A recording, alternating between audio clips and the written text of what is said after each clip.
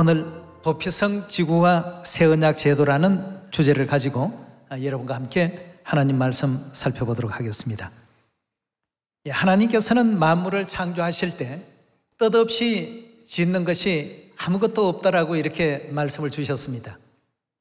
그럼 이 지구라는 존재가 이 우주의 한 공간에 창조가 되고 또 존재하게 된 그 이면에도 하나님의 그 뜻이 내재되어 있다고 볼 수가 있겠습니다. 자, 그렇다면 지구가 왜 만들어지게 되었고 우리는 왜 또 이 지구 땅에서 살고 있는 것인가?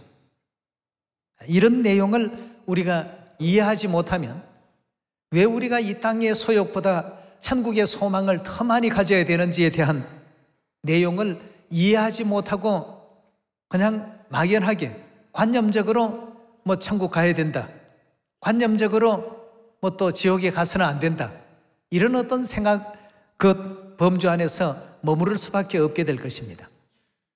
하나님께서 왜 이 지구를 만드셨고 온 우주 가운데 다른 어떤 세계보다도 특별히 이 지구에 인생이라는 이 존재를 거하게 하셨는지, 이런 모든 문제를 우리가 또 이해하게 된다면 이 땅의 어떤 수만 가지의 어떤 소욕보다도 하늘나라의 소망을 더 갖고 살아야 되는지에 대한 이런 상세한 내용들을 성경에서 우리가 살펴볼 수가 있겠습니다.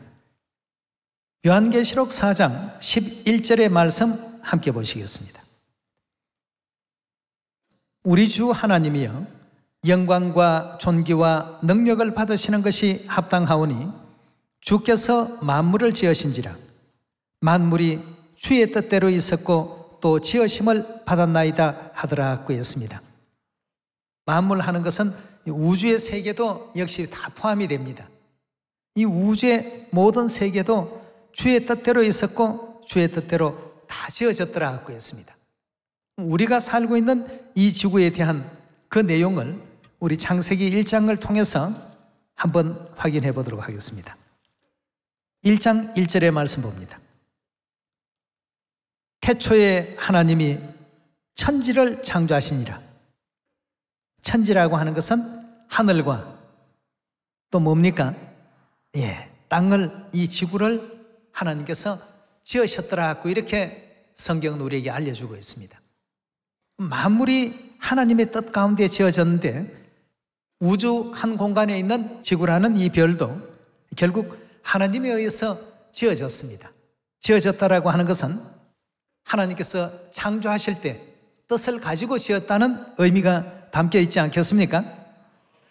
그럼 이 지구 별이 왜 만들어지게 되었고 존재하게 되었는가를 우리 모든 인류 인생들은 잘 헤아려 봐야 되겠습니다.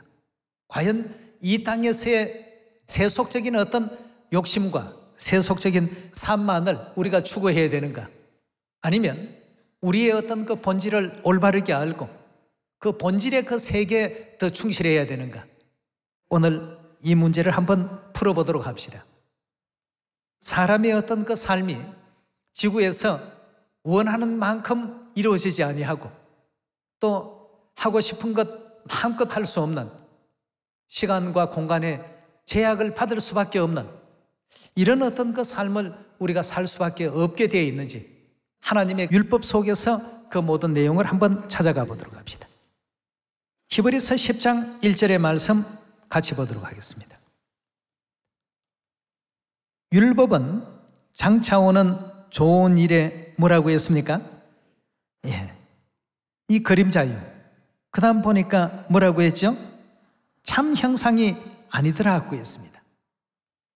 그럼 율법 속에 어떤 그림자적인 요소가 있고 그 그림자를 통해서 하나님께서 우리에게 알리고 싶은 실체의 그 부분은 과연 어떤 것이 있는가? 이 율법이라는 이 구약 모세 율법 안에는 우리가 알아야 될 중요한 어떤 내용들이 참으로 많이 담겨 있습니다. 장차오는 좋은 일의 그림자이긴 하지만 참 형상은 아니다. 그럼 참 형상을 알려주기 위해서 참 형상의 모습을 투영시킨 그림자에 불과하다. 그렇지만 그림자를 통해서 그 실물도 알 수 있게 되는 그러한 지혜를 하나님께서 우리에게 또 일깨워 놓으셨습니다. 자, 그렇다면 오늘 여러분과 저는 도피성 지구와 새 언약의 제도라는 이 주제 속에 우리가 살고 있는 이 지구의 모습을 한번 잘 들여다봐야 되겠습니다. 하나님께서 왜 이 지구를 만드셨을까? 이 지구는 영적으로 어떤 역할과 기능을 하고 있는가? 그 누구도 이 문제에 대해서 알려주는 이가 없습니다. 오직 하나님 외에는 말이죠. 그래서 하나님께서는 히브리서 10장을 통해서 율법이라는 것을 우리에게 또 허락하셨다는 부분을 설명해 주셨고, 그렇지만 이 율법은 장차 오는 좋은 일에 대한 그림자일 뿐이지 참 형상은 아니다. 그러나 그림자를 통해서 참 형상을 깨우치라는 뜻에서 하나님께서는 3500년 전 모세 시대 시내산에서 율법을 이제 선포해 주시고 율법을 또 알게 하셨던 것 아니겠습니까? 자, 그 중에 오늘은 이 도피성이라는 이 율법에 대해서 이해를 하시게 된다면 이 지구 땅 안에서 우리가 과연 모든 것을 세속적인 어떤 욕망과 욕심에 다 걸어야 되는지, 아니면 하늘에 대한 소망을 온전히 갖는 이런 어떤 삶을 우리가 지향해야 되는지 살펴볼 수가 있겠습니다. 이 부분에 대해서 오늘 민수기 35장을 열어서 하나님의 뜻을 하나씩 또 찾아가 보도록 하겠습니다. 민수기 35장 6절입니다. 너희가 레위인에게 줄 성읍은 살인자로 피케할 도피성으로 6성읍이요 그 외에 40성읍이라 하고 있습니다. 여기 보니까 레위인에게 줄 성읍 가운데 6성읍을 도피성 역할을 할 수 있는 성읍으로 지정을 하라고 이렇게 하나님께서 명하시는 장면이 되겠습니다. 9절의 말씀 계속 보도록 하겠습니다. 여호와께서 또 모세에게 일러 가라사대 이스라엘 자손에게 말하여 그들에게 이르라. 너희가 요단을 건너 가나안 땅에 들어가거든 너희를 위하여 성읍을 도피성으로 정하여 그릇 살인한 자로 거리로 피하게 하라 하고 했습니다. 고의적인 그 범죄를 저지르는 자가 아니고 이 부지 중에 실수를 통해서 다른 사람에게 피해를 입히거나 다른 사람의 생명을 앗아가는 이런 어떤 일이 발생하거든 그렇게 그릇 살인한 자로 도피성으로 피난하게 하는 이런 구약의 제도가 있었습니다. 12절입니다. 이는 너희가 보수할 자에게서 도피할 성을 삼아서 살인자가 회중 앞에 서서 판결을 받기까지 죽지 않게 하기 위함이니라. 너희가 줄 성읍 중에 6으로 도피성이 되게 하되 세 성읍은 요단 이편에 주고 세 성읍은 가나안 땅에 주어 도피성이 되게 하라. 이 6성읍은 이스라엘 자손과 타국인과 이스라엘 중에 우거하는 자의 도피성이 되리니 무릇 그릇 살인한 자가 거리로 도피할 수 있으리라. 어떤 유형의 사람들이 거리로 도피할 수 있는지에 대해서 설명하는 대목이죠. 16절입니다. 만일 천련장으로 사람을 쳐 죽이면 이는 고살할 자니 고살자를 반드시 죽일 것이요. 고살자라고 하는 것은 고의로 살인한 자입니다.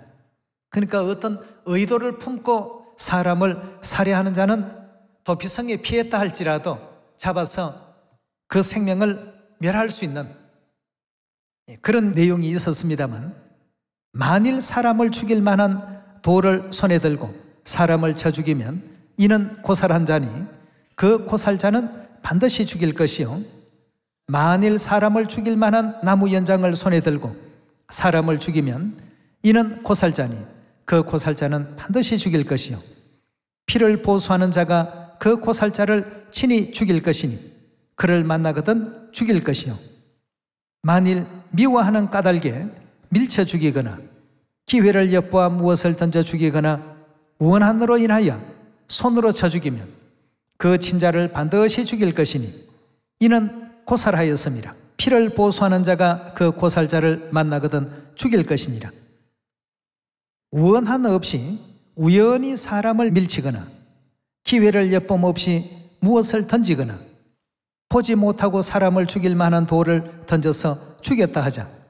이는 원한도 없고 헤아려 한 것도 아닌즉 그러니까 아무런 어떤 사람을 살해할 그런 의도를 갖지 아니하고 뭐 돌을 하나 던졌는데 그것이 어떻게 잘못되어서 지나가는 사람이 맞고 죽었다.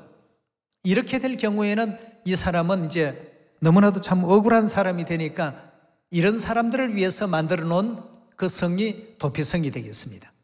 일단 죄인이 잠시라도 피해 있을 수 있는 이런 장소를 하나님께서 만들어 주신 것이죠.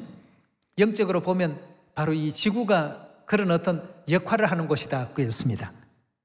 24절입니다. 회중이 친자와 피를 보수하는 자 간에 이 규례대로 판결하여 피를 보수하는 자의 손에서 살인자를 건져내어 그가 피하였던 도피성으로 돌려보낼 것이요 그는 거룩한 기름부음을 받은 대제사장이 죽기까지 거기 거할 것이니라 하고 했습니다.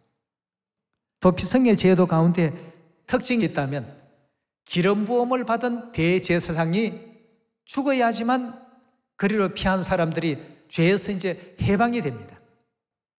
그럼 예를 들어 기름부음 받은 대제사장이 나이가 굉장히 젊다. 젊은 시절 기름부음을 받고 대제사장이 되었다. 그때 참 누군가가 고의성이 없이 돌을 하나 던졌는데 그것이 사람이 맞고 죽음을 당했다. 그 사람은 이제 도피성으로 피신으로 오게 됩니다. 대제사장이 좀 젊으면 어떻습니까? 아무래도 도피성에 머물러야 될 그 기간이 길어질 수밖에 없겠죠. 그럼 도피성에 이제 갔는데 대제사장이 연세가 좀 굉장히 높더라. 가자마자 그 다음날 대제사장이 돌아가셨다. 그럼 이 사람은 하루 있다가 이제 석방이 되는 겁니다. 어떤 사람은 60년 있다가 석방되는 사람도 있고 말이에요. 그러니까 그 형기라고 하는 것은 대제사장이 돌아가셔야지만 거기서 이제 풀려날 수 있다는 것이 이 도피성 제도입니다. 하나님께서 왜 율법을 이렇게 만들어 놓으셨을까? 우리한테 무언가를 알려주고자 하시는 뜻이 계셨던 것입니다. 26절에 계속 봅니다.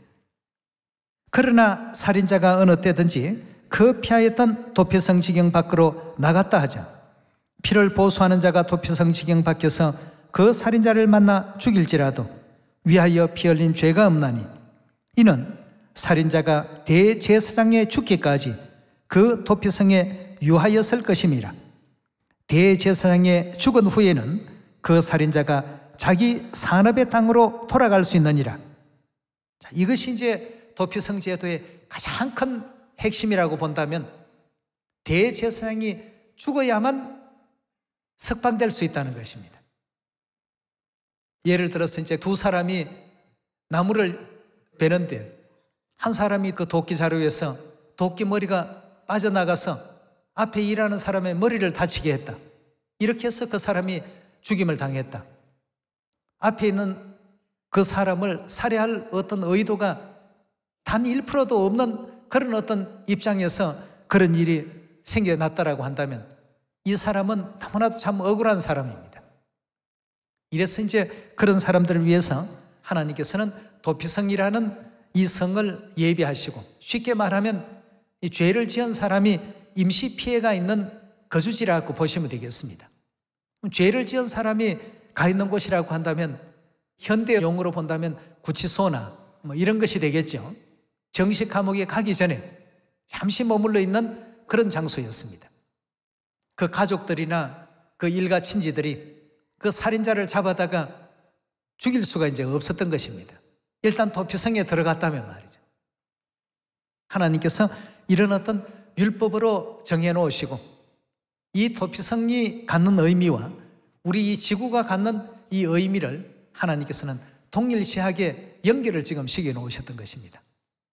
그리고 도피성의 대제사장이 죽어야지만 원래 고향으로 돌아갈 수 있도록 그렇게 율법 속에 규정을 해놓으셨습니다. 우리 좀 전에 히브리서 10장 1절에 주신 말씀과 같이 율법은 장차오는 그림자라고 했는데, 그럼 도피성이라는 이 제도는 도대체 어떤 실체를 구현하기 위해서 나타내 주신 이 그림자일까? 이 도피성 문제를 통해서 하나님께서 알려주고 싶어 하시는 그 실제의 어떤 내용을 우리가 발견을 해야 되겠습니다. 자, 그렇다면 도피성 문제와 더불어서 가장 중요한 것이 대제사장의 죽음 이후에 죄인들이 석방이 된다는 것. 이것이 이제 참 중요한 부분이 되겠는데요. 히브리서 11장 13절의 말씀 같이 보도록 하겠습니다. 이 사람들은 다 믿음을 따라 죽었으며 약속을 받지 못하였으되 그것을 멀리서 보고 환영하며 또 땅에서는 뭐라고 했죠? 이 지구에서는 우리는 외국인이다, 나그네로라 증거하였더라 하고 했습니다. 땅에서는 외국인과 나그네로라 증거하였으니 14절에요. 이같이 말하는 자들은 본향 찾는 것을 나타내미라. 저희가 나온 바 본향을 생각하였다면 어떻게 해요? 돌아갈 기회가 있었으려니와 저희가 이제는 더 나은 본향을 사모하니 우리의 본향이 어디에 있는 것이더라고요? 예, 하늘 고향이 진정한 우리의 고향이더라고 이렇게 말하고 있습니다. 결국 하늘에서 범죄하고 잠시 잠깐 이 지구별로 어떻게 하고 있습니까?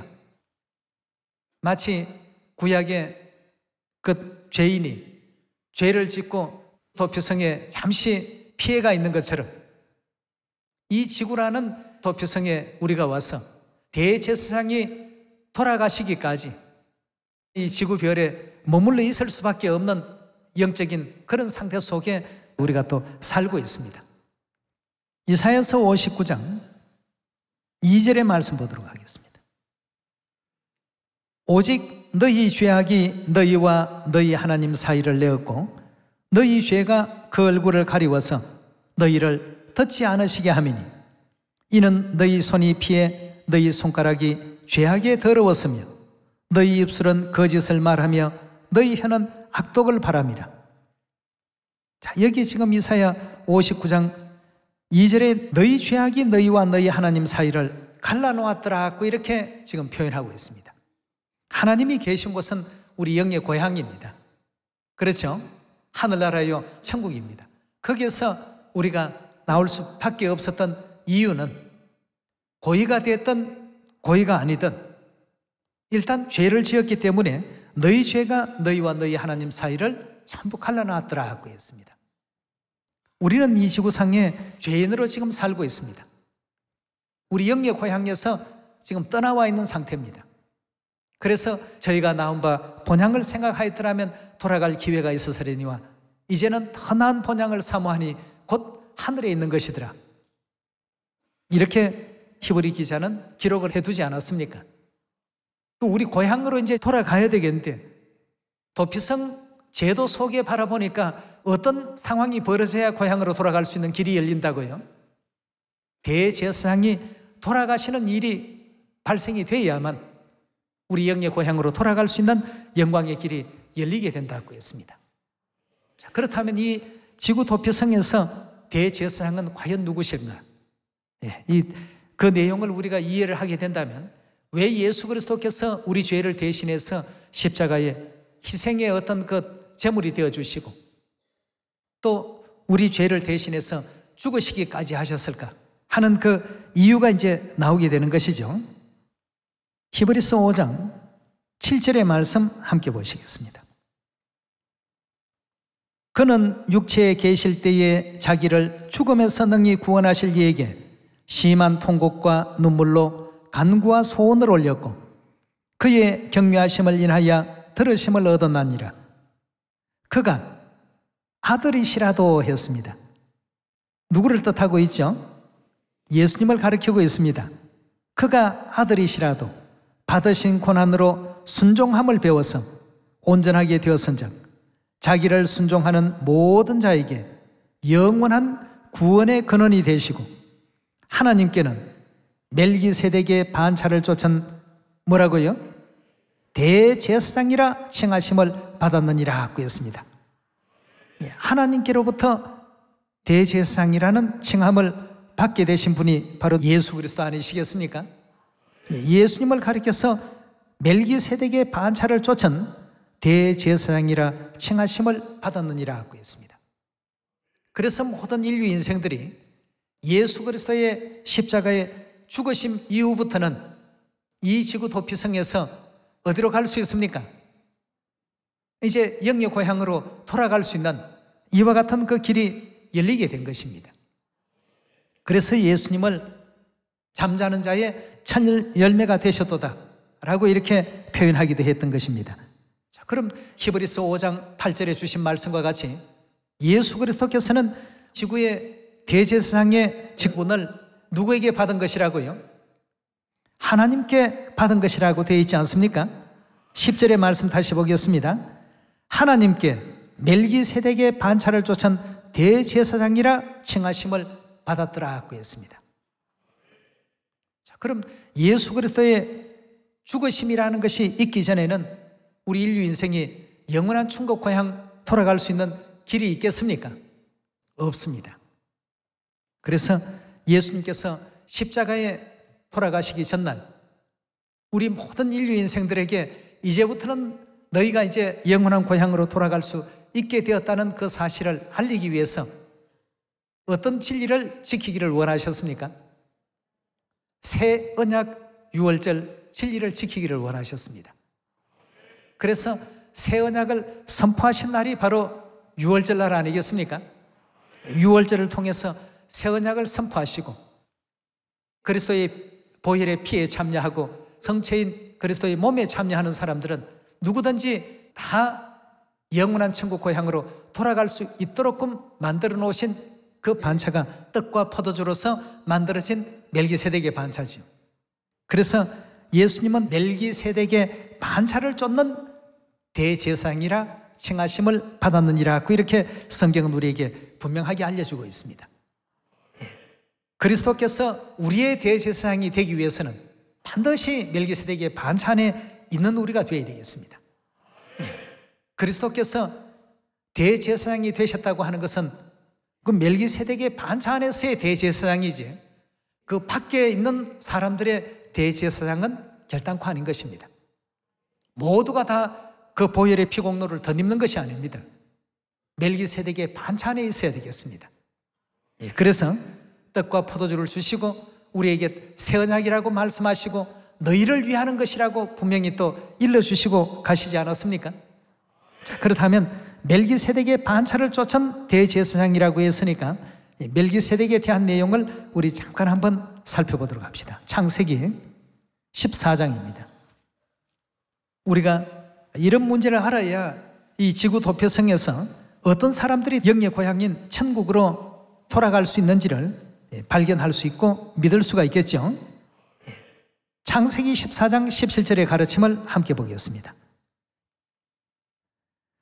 아브라함이 그돌라오멜과 그와 함께한 왕들을 파하고 돌아올 때에 소돔 왕이 사회 골짜기 곧 왕국에 나와 그를 영접하였고 살렘 왕 멜기세덱이 뭘 가지고 나왔다고요? 떡과 포도주를 가지고 나왔으니 그는 지극히 높으신 하나님의 제사장이었더라.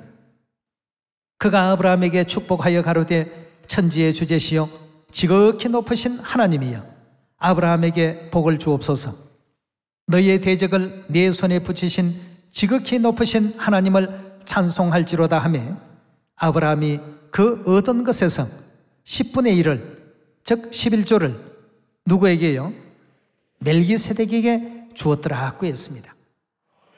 자, 멜기세덱의 어떤 반차의 완성은 떡과 포도주와 11조에 있습니다. 떡과 포도주만 가지고 멜기세덱의 반차가 완성될 수는 없습니다.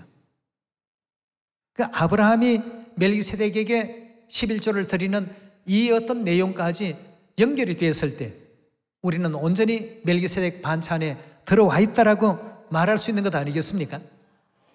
이 구약의 모든 내용들은 그림자라고 했으니까 이 떡과 포도주를 가지고 축복을 주었던 멜기세덱은 실물은 과연 또 누구신가를 우리가 또 알아야 되지 않겠습니까?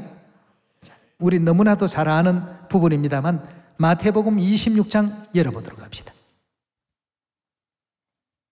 마태복음 26장 17절의 말씀 보시면 무교절의 첫날에 제자들이 예수께 나와서 가로되 유월절 잡수실 것을 우리가 어디서 예배하기를 원하시나이까? 가라사대 성아나무에게 가서 이르되 선생님 말씀이 내 때가 가까웠으니 내 제자들과 함께 유월절을 내 집에서 지키겠다 하시더라 하라 하신대 제자들이 예수의 시키신 대로 하여 유월절을 예배하였더라 하고 했습니다. 자, 유월절 준비하고 잡수시는 장면을 26절에 넘어가서 한번 보도록 하겠습니다. 저희가 먹을 때에 예수께서 떡을 가져사 축복하시고 떼어 제자들을 주시며 가르사대 받아 먹으라 이것이 내 몸이니라 하시고 자, 유월절 떡을 떼어 주셨습니다. 또 잔을 가지사 사례하시고 그 유월절 포도주가 담긴 잔을 가지사 사례하시고 저희에게 주시며 가르사대 너희가 다 이것을 마시라 이것은 죄의 사함을 얻게 하려고 많은 사람을 위하여 흘리는 바 나의 피 곧 언약의 피니라 하고 했습니다. 하늘에서 지었던 모든 죄와 허물들 유월절 떡과 유월절 포도주를 인류 인생들에게 허락하시면서 이것은 내 살이다 이것은 내 피다 너희가 먹고 마시라 그 포도주는 많은 사람의 죄 사함을 위하여 흘리는 나의 피를 의미하는 것이다 하시면서 이와 같이 남겨놓으셨습니다. 아브라함 앞에 등장했던 멜기세덱도 떡과 포도주로 아브라함에게 복을 빌어주었던 것처럼 2000년 전에 멜기세덱의 실체로 이 땅에 오신 예수 그리스도께서도 유월절 날 떡과 포도주로 우리 인류 인생들에게 죄사함의 축복뿐만 아니라 죄사함과 더불어서 어떤 복까지 허락했습니까? 죄사함이 이루어지게 된다는 것은 곧 무엇이 이루어진다는 뜻입니까? 영생이 이루어진다는 뜻이요 구원이 이루어진다는 뜻 아니겠습니까? 많은 사람의 죄사함을 위하여 흘리는 나의 피 곧 언약의 피라고 하시면서 유월절 떡과 유월절 포도주를 제자들에게 전부 허락해 주시고 유월절을 지키는 모본을 인류 인생들에게 남기시게 된 것입니다. 그럼 이 떡과 이 포도주는 요한복음 6장에 가서 보면 인자의 살을 먹고 인자의 피를 마시면 뭘 갖는다고 표현되어 있습니까?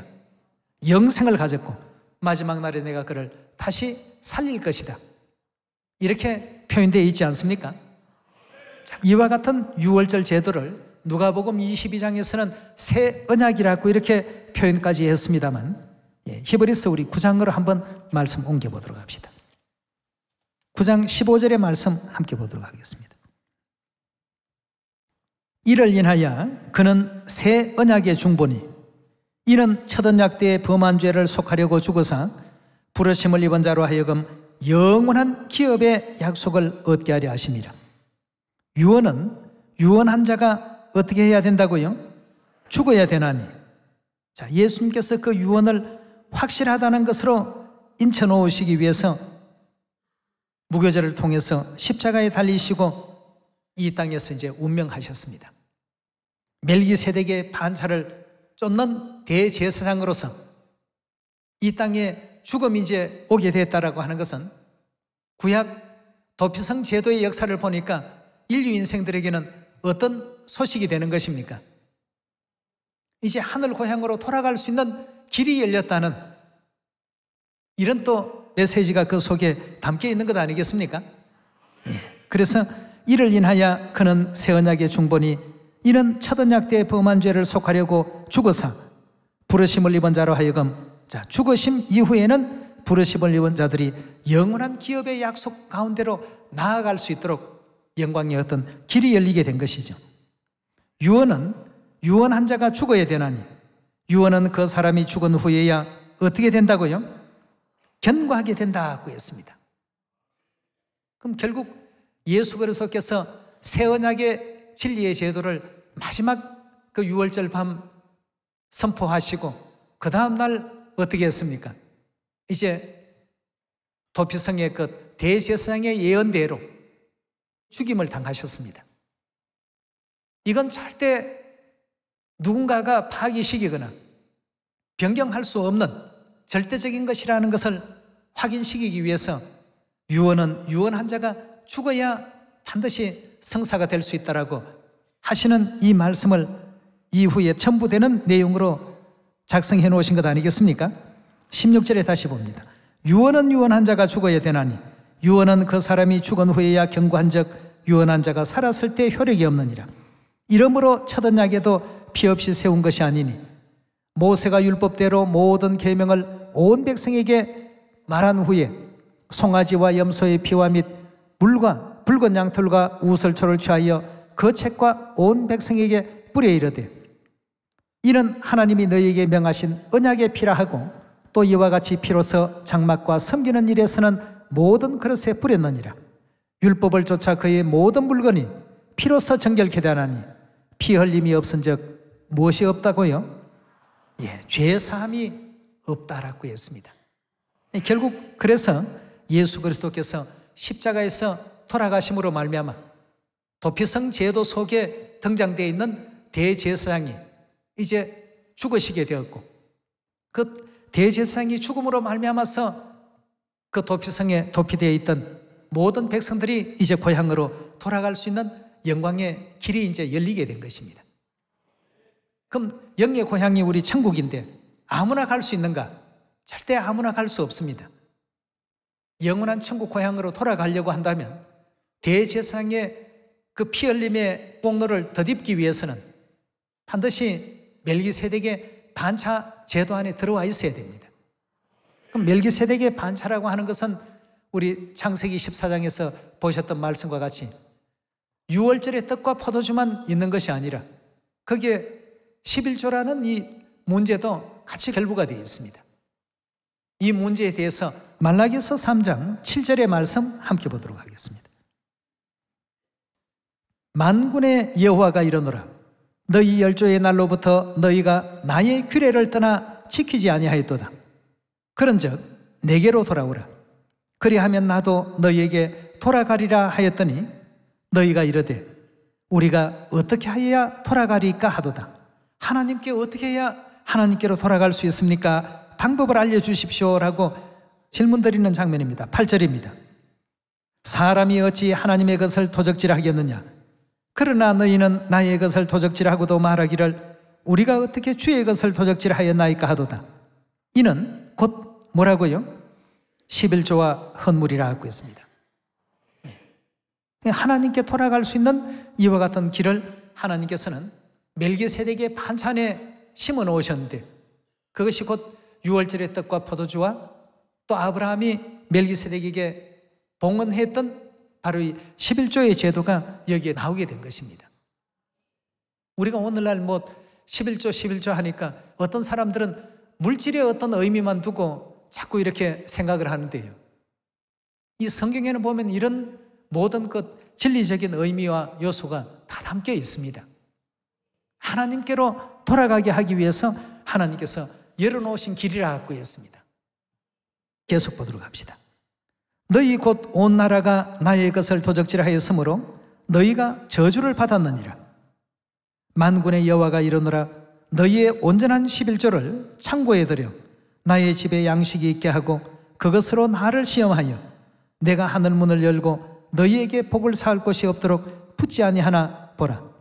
만군의 여호와가 이르노라 내가 너희를 위하여 황충을 검하며 너희 토지 소산을 멸하지 않게 하며 너희 밭의 포도나무의 과실로 기한 전에 떨어지지 않게 하리니 너희 땅이 아름다워짐으로 열방이 너희를 복되다 하리라. 만군의 여호와의 말이니라 하고 했습니다.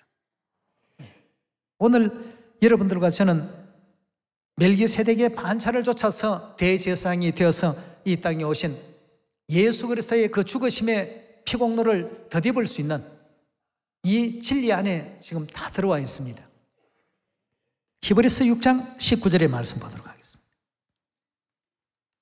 우리가 이 소망이 있는 것은 영혼의 닷 같아서 튼튼하고 견고하여 휘장 안에 들어가나니 그리로 앞서가신 누구라고 했습니까? 예수께서 멜기세덱의 반차를 쫓아 영원한 대제사장이 되어 우리를 위하여 들어가셨느니라 하고 했습니다. 자, 여기에 지금 보니까 멜기세덱의 반차를 쫓는 영원한 대제사장이 되어서 우리 앞서서 들어가셨다라고 하니까 그 길을 따라가는 우리도 어떻게 해야 되겠습니까? 멜기세덱의 반차를 통해서 따라가야지만 되겠습니다. 앞서서 그 모든 일들을 시행하신 분이 우리 예수 그리스도십니다. 그러니까 우리 앞서 그런 일들을 행하시고 진행하셨다면 그 길을 따라가는 우리도 그런 어떤 삶을 그대로 또 따라가야 되지 않겠습니까? 유월절 떡과 포도주와 또 11조와 새 언약의 진리의 제도를 온전히 또 준행하며 그리스도의 생애를 따라갈 줄 아는 이런 어떤 입장이 되었을 때 이 지구 도피성에서 영원한 고향으로 돌아갈 수 있는 영광의 그 문이 열리고 영광의 길이 열린다는 것입니다. 오늘날 많은 사람들이 저들 방식대로 하면 무조건 다 천국 간다고 이렇게 주장을 하는데 아닙니다. 무조건 예수 그리스도의 십자가의 보혈의 피가 자기들에게 허락되어졌다라고 이렇게 얘기를 하는데 아니죠. 성경은 어떻게 얘기하고 있습니까? 멜기세덱의 반차를 쫓아서 그리스도의 그 길을 그대로 따라가야 된다고 되어 있습니다. 그렇다면 우리 역시도 멜기세덱의 반차 안에 있어야 되겠습니다. 그 반차 안에서 아버지 어머님께 큰 영광과 찬양을 또 돌리시고 영원한 천국 고향 다 돌아갈 수 있는 우리 모두가 되어야 되겠습니다. 정리해보자면 이 지구는 모세율법에 등장했던 도피성과 같은 곳입니다. 도피성 제도에서 가장 중요한 핵심은 대제사장입니다. 그리고 대제사장의 죽음입니다. 그럼 그리스도께서 이 땅에 오셔서 죽으신 그 이유와 그 희생하신 내용이 있다라고 한다면 인류를 구원하기 위해서 아니겠습니까? 잃어버린 영의 고향 다시 돌아갈 수 있도록 하기 위한 하나님의 뜻이었습니다. 그리스도께서 그 뜻을 이루기 위해서 이 땅에 유언으로 마지막 제정해 놓으신 진리의 제도가 바로 뭐였습니까? 새 언약 유월절의 제도였습니다.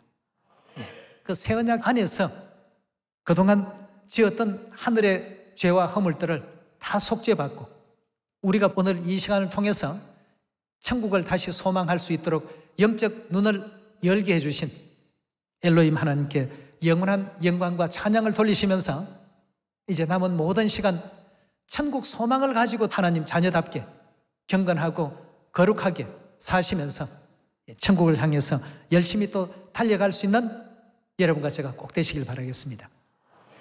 오늘 이 말씀에 은혜 있길 바라면서 오늘 말씀 마치도록 하겠습니다. 감사합니다.